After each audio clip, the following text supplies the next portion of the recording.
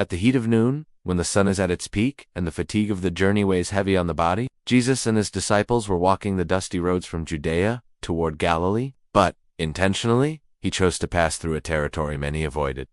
The region of Samaria. Jews and Samaritans carried centuries of mistrust, prejudice, and enmity. It was an old wound, full of unresolved stories, marked by mutual disdain and a deep spiritual and social divide. The Jews considered the Samaritans impure, a mixture of truth and error, inheritors of a distorted faith. The Samaritans, in turn, resented the pride of the Jews and practiced their faith in isolation. But Jesus was not guided by prejudice or social convention. He didn't see labels, he saw people. He didn't see what human eyes judged, he saw the heart. That's why, even though there were other routes faster, safer, he chose to go through Samaria. Because there, in that overlooked and avoided place, was a soul thirsting, a story waiting for redemption. He knew exactly where he was going. It wasn't by chance. None of Jesus' steps were by chance. They arrived at the city of Samaritan, and there stood the famous Jacob's Well, a historic place, built centuries before, that held great meaning for the Samaritans. It was more than a place of water. It was a symbol of heritage, of identity. And there,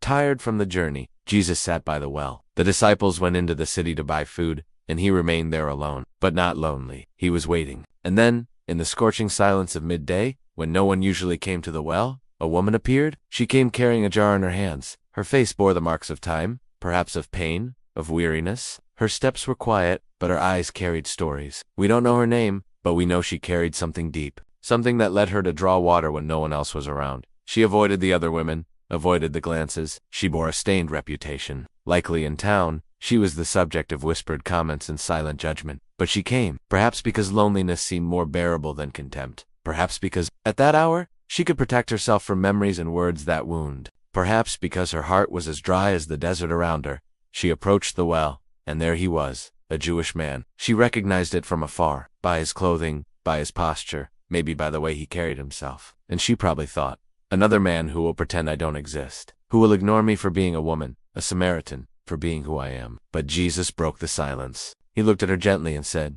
"Give me a drink." Just like that. No judgment, no scorn, just a request. An invitation to conversation, a gesture of dignity. She was surprised, and rightly so. A Jew speaking to a Samaritan woman? That wasn't just rare, it was nearly scandalous. "How is it that you, being a Jew, ask a drink from me, a Samaritan woman?" she asked, astonished. But Jesus wasn't bound by human traditions. He came to set free. He came to heal what's broken, including the walls that divide people. Then he said, "If you knew the gift of God, and who it is who says to you, 'Give me a drink,' you would have asked him, and he would have given you living water." The woman, still trying to understand, replied with practical logic, "Sir, you have nothing to draw with, and the well is deep. Where then do you get that living water? Are you greater than our father Jacob, who gave us the well?" But Jesus was speaking of something greater. He wasn't talking about well water, but the thirst of the soul. Then he revealed something wonderful. "Whoever drinks of this water will thirst again, but whoever drinks of the water that I shall give him will never thirst. But the water that I shall give him will become in him a fountain of water springing up into everlasting life." The woman was intrigued. Her eyes lit up. She said, "Sir, give me this water, that I may not thirst, nor come here to draw." She was still thinking practically. She wanted relief from the daily burden, to escape the shame of each trip.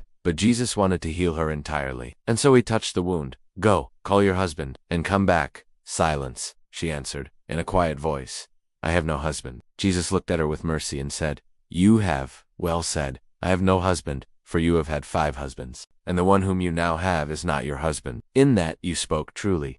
He knew everything, every story, every hidden tear, every decision, every wound. And yet, he spoke with her. He didn't turn his face. He didn't condemn. He saw her. He embraced her. She realized she was in the presence of someone different. A prophet, a teacher, a man who didn't treat her as inferior. Then she changed the subject. Perhaps out of defense. Perhaps out of curiosity. She spoke of religion, of places of worship, of the differences between Jews and Samaritans. She wanted to understand. She wanted to position herself. Jesus replied with a profound revelation.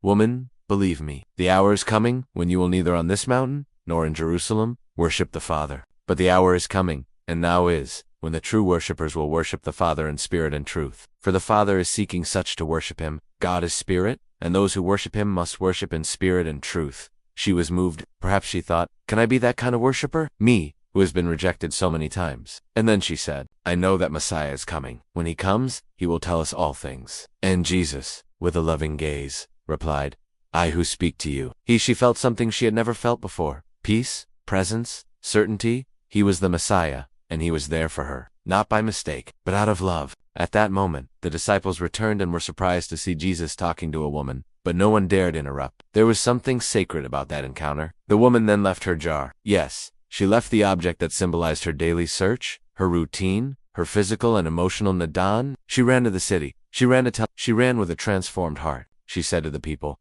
"Come, see a man who told me all things I ever did. Could this be the Christ?" The woman who avoided stairs now testified boldly. Shame became testimony. Pain became preaching. Isolation became mission. And many went to Jesus. And many believed. And many recognized that he is, indeed, the Savior of the world.